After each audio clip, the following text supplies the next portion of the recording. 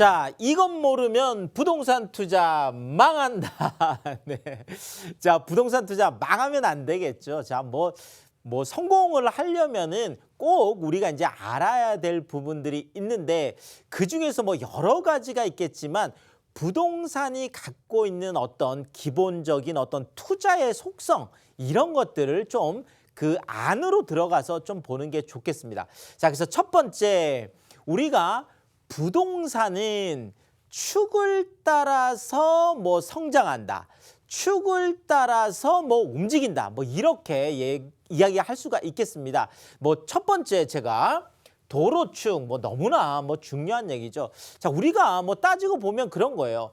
실질적으로 경부고속도로라는 것도 자, 그냥 단순하게 교통기능 그러니까 서울과 부산을 연결하는 어떤 교통망으로만 이해할 수도 있겠지만 또 따지고 보면 이것이 부동산에 있어서는 굉장히 큰 축이 된다라는 거죠. 실질적으로 그렇죠. 지금 뭐 한남아시 그러니까 반포 쪽에서 출발을 해서 지금 내려가면서 뭐 양재 쪽이라든지 용인 뭐 수원 그렇죠. 뭐 대전 뭐 가운데 쪽에 뭐 다 있죠. 자, 그러면서 이제 부산까지 쭉 내려가면서 그러고 보면 지금까지의 어떤 그 부동산의 축의 역할을 했던 것들이 경부고속도로가 상당 부분 큰 역할을 했고 이 주변들이 지금 전부 다 그렇죠. 부동산 가격도 많이 올라가는 자 그러면 뭐 기존에 있었던 이런 축들을 이해하는 것도 중요하겠지만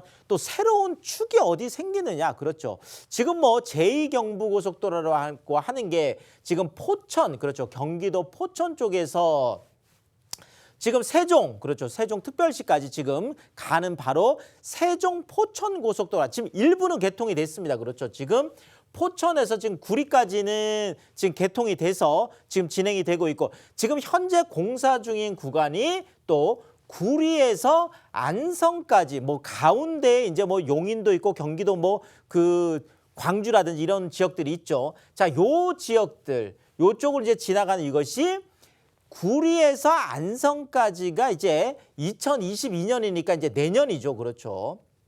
자, 이제 얼마 남지 않았습니다. 개통이. 자, 그리고 이제 마지막 단계가 바로 안성에서 세종까지 이제 연결이 되겠죠. 그러면 포천에서 서울로 해서 경기도 이제 주요 지역들을 해서 세종까지 연결이 되는 또 하나의 그렇죠. 뭐 중요한 뭐 도로축이 이제 생길 텐데 이것이 2024년이면 3년밖에 남지 않았습니다. 그래서 2024년이면 이제 개통이 되니까 이것을 또 어떤 그 투자의 어떤 그 방향으로 우리가 또 하나를 이제 볼 수가 있겠죠.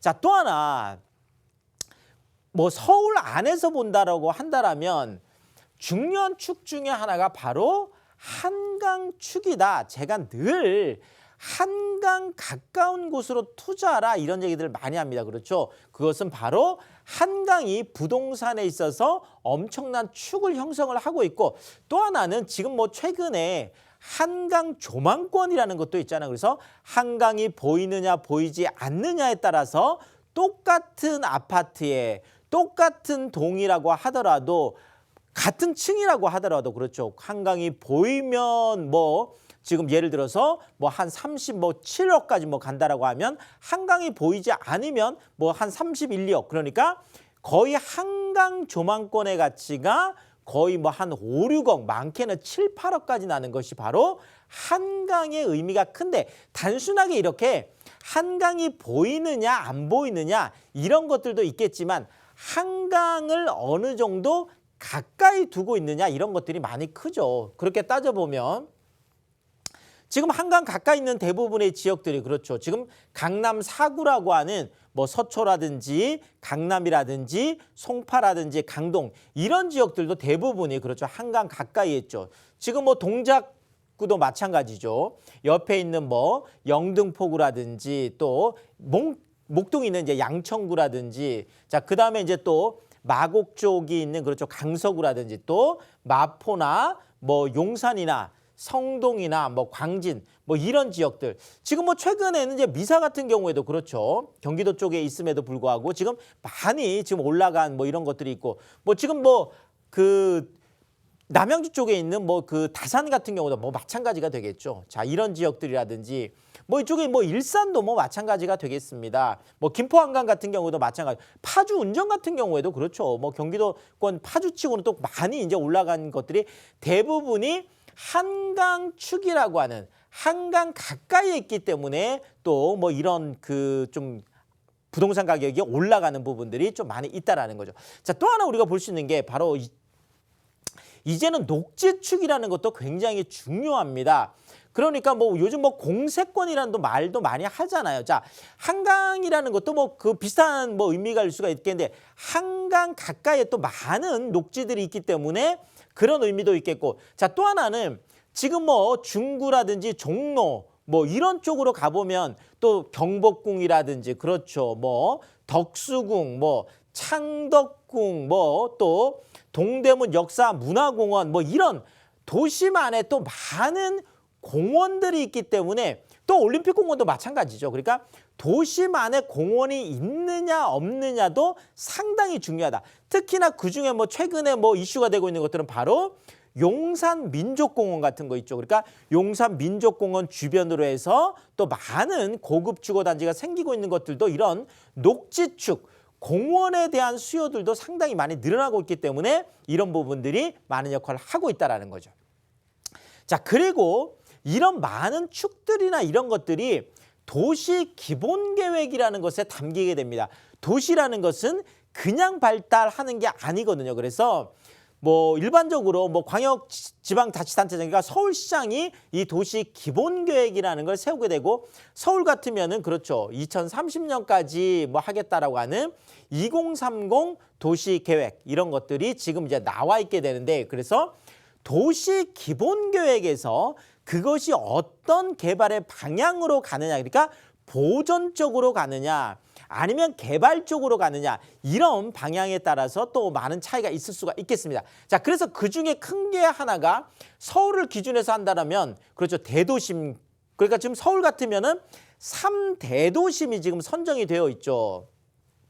당연히 지금 중구나 종로를 중심으로 한 서울 이제 도심권이라고 하는 바로 이곳이 하나가 있고 자, 또 하나는 그렇죠. 강남 그러니까 업무지구 쪽에 테헤란로를 중심으로 해서 또 많은 업무지구가 되어 있습니다. 자, 그리고 여의도를 또 끼고 있는 그렇죠. 여의도 영등포 지역 이렇게 해서 3대도심이 있는데 결국은 서울시의 도시 기본계획은 이런 3대도심을 중심으로 그렇죠. 좀 크게 좀 발전을 시키겠다. 그 안에서도 큰 핵으로서의 개발의 축 역할을 하겠다. 이런 것들이 또 나와 있는 게 되겠고요. 자, 또 하나가 광역 중심이라는 것이 있습니다. 그러니까 뭐 위에는 어떤 큰 개념이라고 한다라면 또 광역 중심이라고 하는 것은 어느 하나의 특정 지역 안에서 그것이 갖고 있는 특성에 따라서 이제 개발을 한다라는 건데 대표적인 경우가 이제 잠실 같은 경우죠. 그렇죠. 지금 잠실 같으면 잠실 마이스 산업단지도 있겠지만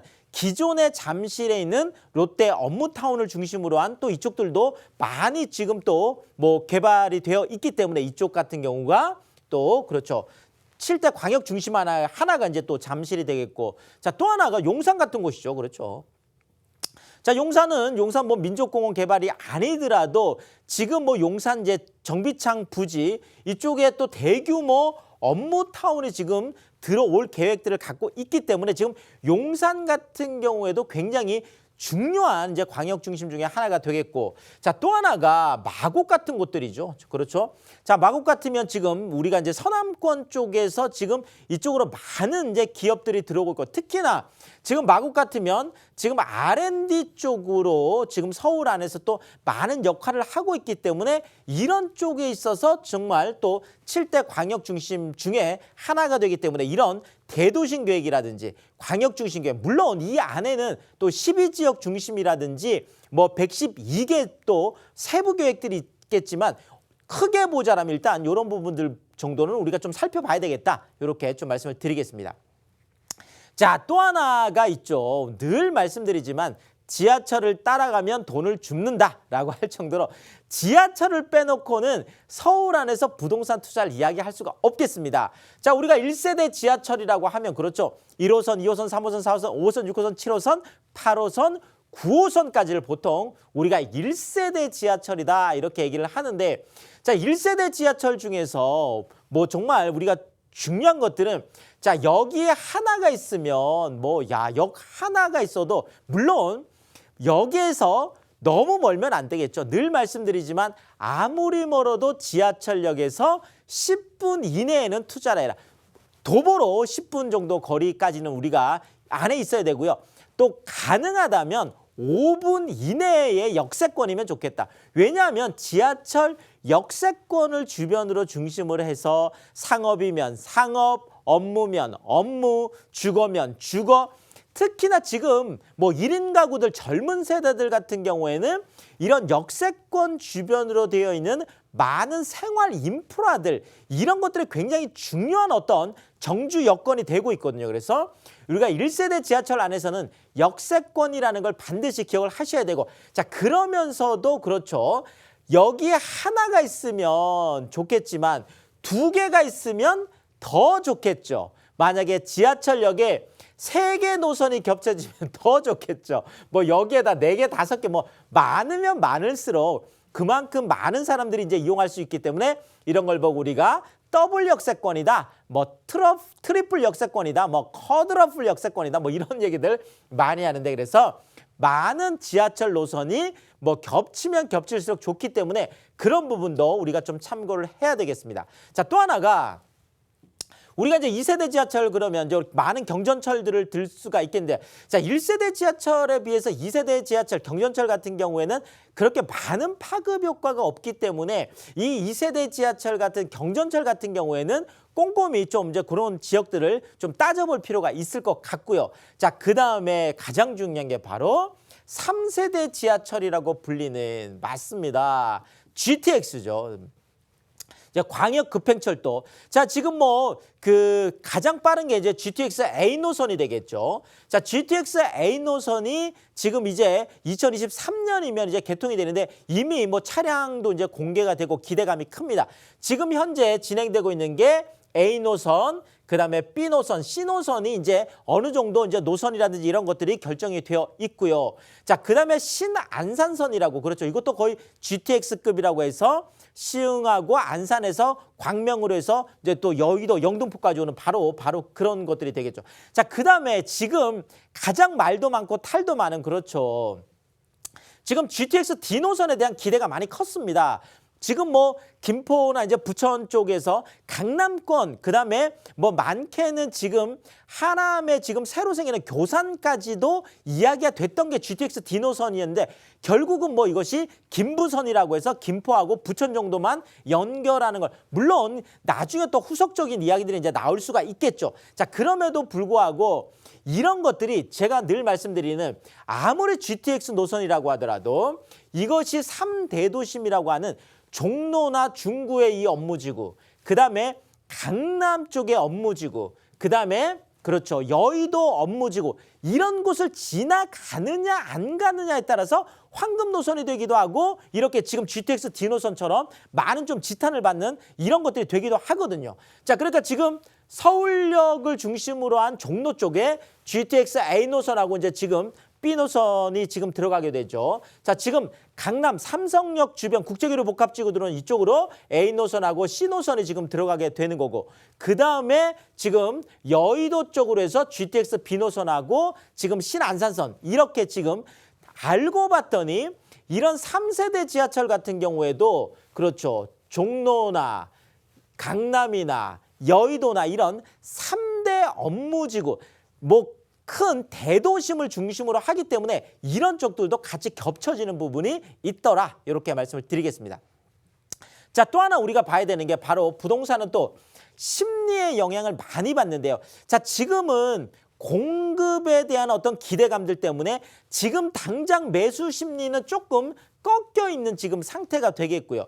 자, 그렇다고 해서 지금 매도 심리 같은 경우에도 지금 당장 뭐 팔았을 때 많은 양도세 준 거라든지 이런 부분들이 있기 때문에 실질적으로 매수 심리도 그렇고 매도 심리도 그렇고 조금 좀 다운되어 있는 이런 좀 분위기들이 나오고 지금 좀 우왕좌왕하는 심리가 뭐 가장 좀 크다 이렇게 말씀을 드릴 수가 있겠습니다. 자, 근데 매수 심리든지 매도 심리든지 이 많은 것들이 전부 다 숨겨진 심리 안에 있다. 그것이 바로 기대이익에 대한 심리다. 결국은 매수 심리든지 매도 심리든지 결국은 올라갈 것이냐 떨어질 것이냐 이런 것들에 대한 기대 심리에 따라서 움직이게 돼 있다는 거죠. 자, 마지막으로 앵커 효과라고 했어요. 아까 제가 말씀드렸던 뭐 우리가 3대도심이라고 하는 중구, 종로, 강남, 여의도 이런 쪽이 앵커 역할을 하고 그 주변에 있는 부동산이 키 맞추기 역할을 하게 됩니다. 자, 그러면서 키 맞추기를 하면서 또 밀어 올리기를 한다라면 바깥쪽에서 부동산들이 올라간다 그러면 앵커 역할을 하는 중심지에 있는 부동산이 또다시 이제 올라가게 되는 이런 역할들을 하게 된다라는 거죠. 자, 그런 차원에서 보자라면 우리가 늘 중요한 것은 3대도심 이런 중심권 쪽에 투자하는 것이 굉장히 중요하다. 결국은 돌고 돌고 돌아서 중심권 쪽으로 오게 돼 있다는 거죠. 키 맞추기든 밀어 올리기든.